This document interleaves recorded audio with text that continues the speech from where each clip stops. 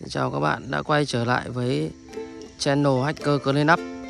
Hôm nay anh em chúng mình có đi qua cái đoạn đường và phát hiện ra một ngôi nhà cũng đã bị bỏ hoang rất là lâu rồi. Đấy, xung quanh ở đây thì có cỏ mọc rất là nhiều. Bên này thì là rừng cây lâm nghiệp nhé. Đấy, anh em mình đã chuẩn bị đồ hết ở đây rồi để chuẩn bị dọn.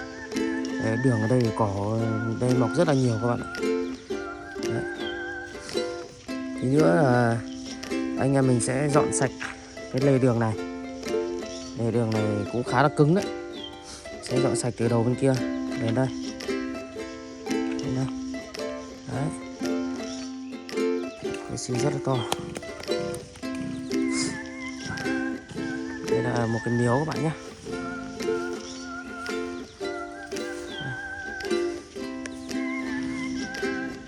Cái giếng nước. Đây có nước các bạn ạ. Có nước nhá.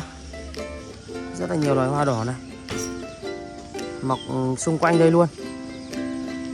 Nhưng mà mình nghĩ đây là loại hoa dại thôi. Theo thời gian bỏ hoang thì cái tường này cũng đã xuống cấp rất là trầm trọng rồi nhá. Đấy, cỏ mọc ở chân tường rất là nhiều.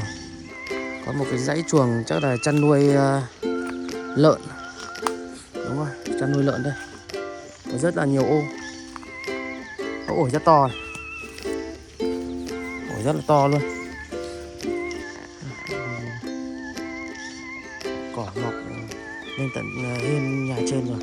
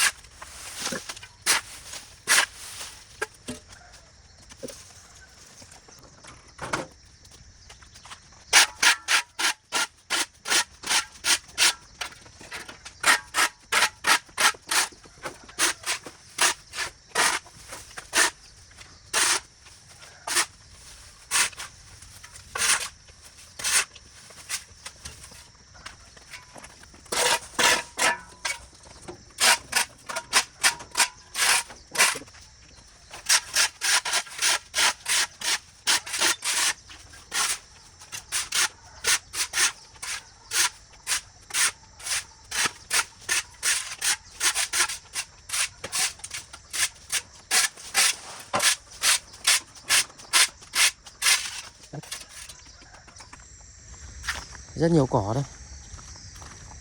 Đấy. Và anh em chúng tôi sẽ cắt sạch đi. Cắt sạch rồi là thổi sạch sẽ từ đầu này. Đây, từ điểm này cho đến kia luôn.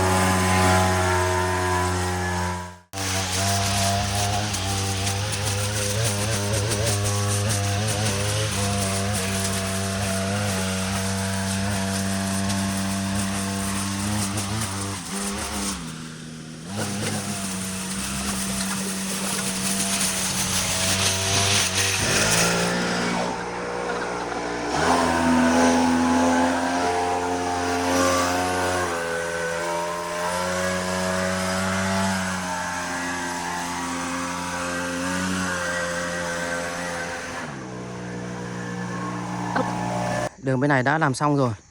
Còn bên này nữa thì bây giờ anh em chúng tôi sẽ triển khai từ đây lên trên kia nhé các bạn nhé. Sẽ làm sạch giống như bên này luôn. Đấy, các bạn cùng đón xem nhé.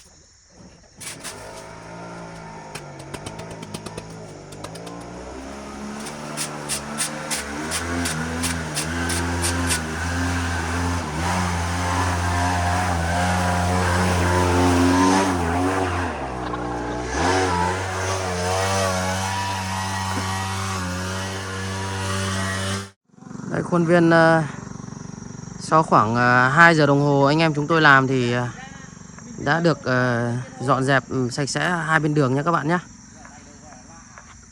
Thời tiết hôm nay cũng khá là nóng rồi, mặt trời rất là nắng, nắng chiếu xuống rất là nóng các bạn ạ. Đấy, anh em chúng tôi đang nghỉ giải lao. Đây, khuôn viên các thứ hai bên đã được dọn dẹp sạch sẽ nhé.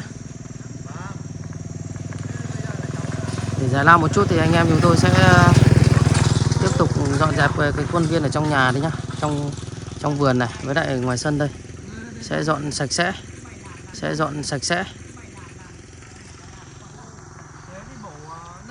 Hai đứa kia em có phải đăng ký kết hôn này đâu, bây giờ đứa này lại phải đăng ký kết hôn. Bỏ bây giờ luật nó thế mới ra em ạ. Bắt buộc mình phải cần như thế. Đây là anh Giang nhá, đây là anh Hà nhá. Hàng qua là đội là Đây, ông đây là ông hàng xóm. Ông hàng xóm của nhà này. Của chủ nhà. Đấy, của nhà này. Đấy. Hàng xóm qua chơi. Đây khuôn viên đây các bạn ạ. Dọn dẹp sạch sẽ hai bên đường rồi nhá. Thôi nghỉ thôi đi vào nước. Dùng máy dây anh sẽ đánh cỏ phần này các bạn nhé. Đánh cái phần cỏ thấp này từ trên kia xuống đây. Đấy, cái phần cỏ thấp này là sẽ dùng máy dây này để đánh các bạn nhé. Đấy, đánh cho sạch luôn, xong là anh em chúng tôi sẽ cào đi gom vào đống để đốt.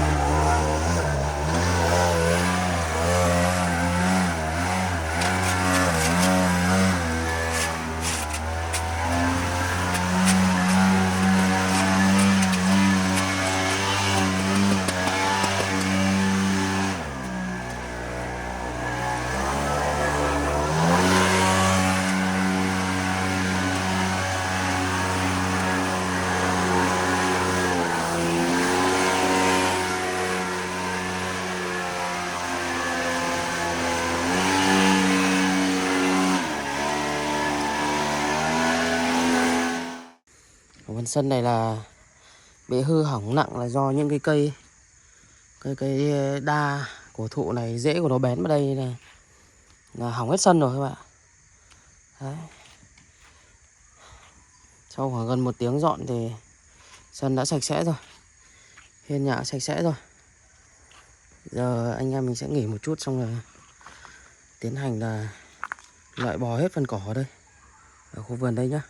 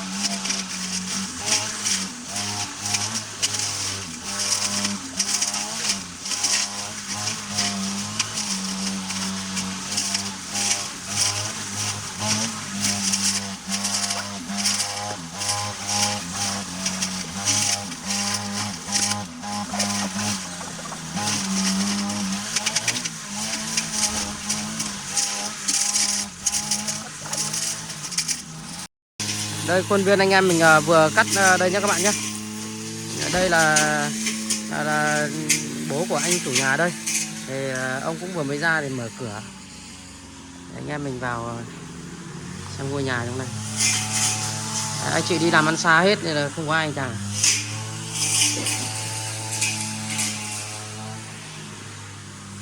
Đồ đạc cũng không còn gì nữa rồi. Đây là khu sau bếp.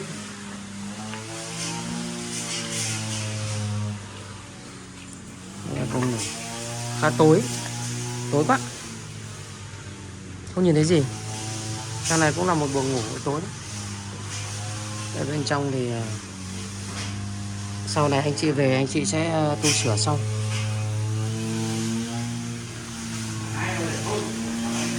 Sạch không ông? Sạch sẽ đúng không? Đấy. Tiếp tục anh em chúng tôi sẽ cắt tiếp tục vào trong kia.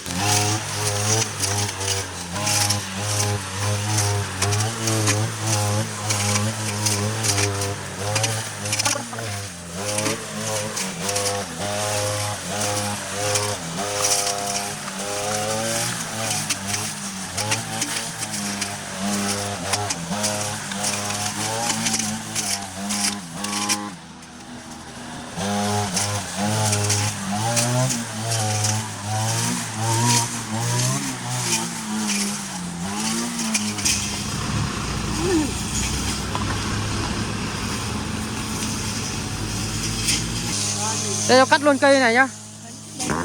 Dạ. Cây cau để lại. Vâng, cây cao để lại. Còn Vâng. cây chỉ cắt lại. Cắt cái xì.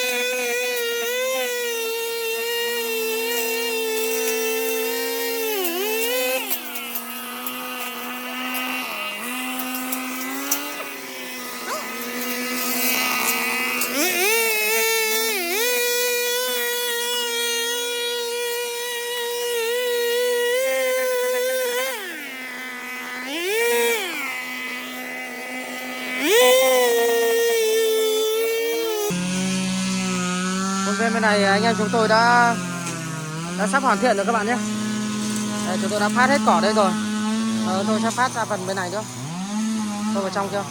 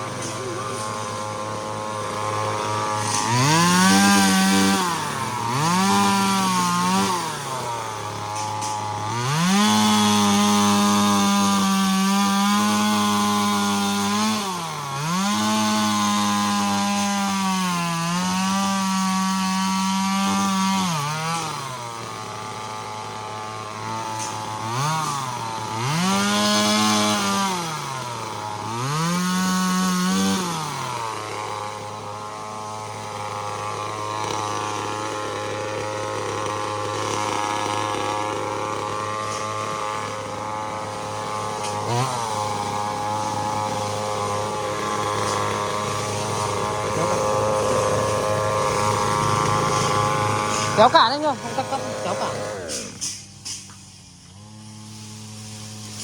Đấy, cây xì cắt xong anh em chúng tôi sẽ kéo bỏ sang bên kia cho ông nhá.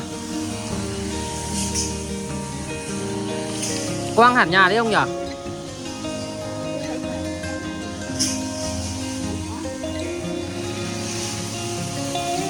Ông cụ năm nay đã 80 tuổi các bạn nhé, nhưng mà sức khỏe của ông cụ rất là dẻo dai nhá. Và vui tính. Chủ nhà rất là vui tính luôn.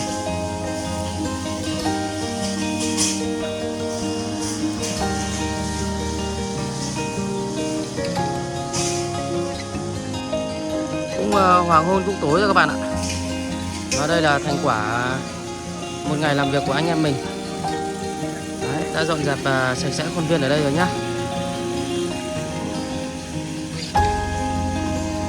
Bây giờ anh em mình sẽ cắt nốt mấy cây xoan ở đầu bên kia, rồi là sẽ dọn dẹp máy móc lên xe và đi về thôi.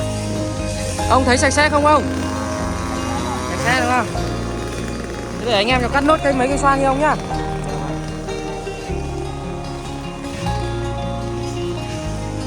Đây rác thì cũng đã được anh em chúng tôi đốt ở đây.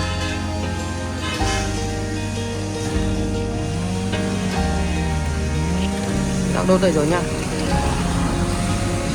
Đống rác rất là to luôn.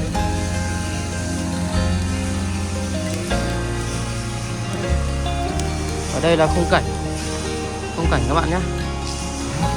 Khung cảnh bên trong ngôi nhà, sân vườn, các thứ anh em chúng tôi đã cắt sạch cỏ rồi, làm sạch cỏ và gom ra đây để đốt.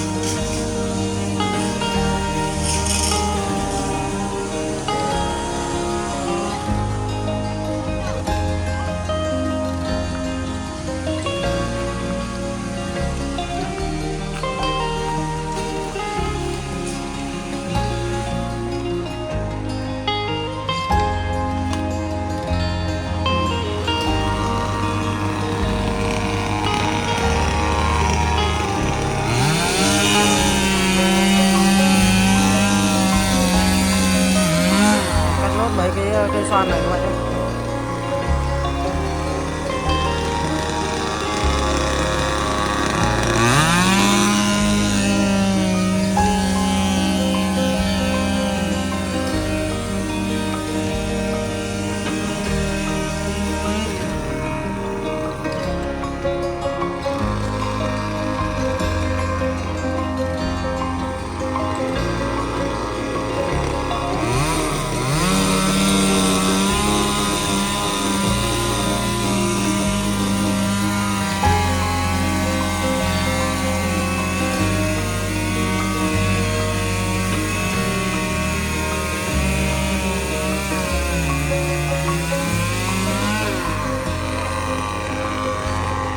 Ok.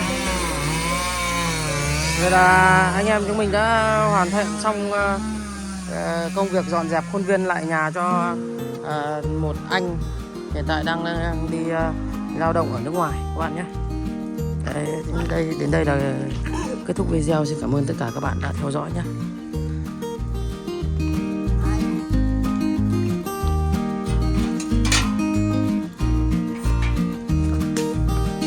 Anh sao? Có tay không phải không? Chào đúng. Cháu cảm ơn ông nhá. Đúng rồi, cảm ơn ông nhá. Chúc ông nhiều sức khỏe nhá.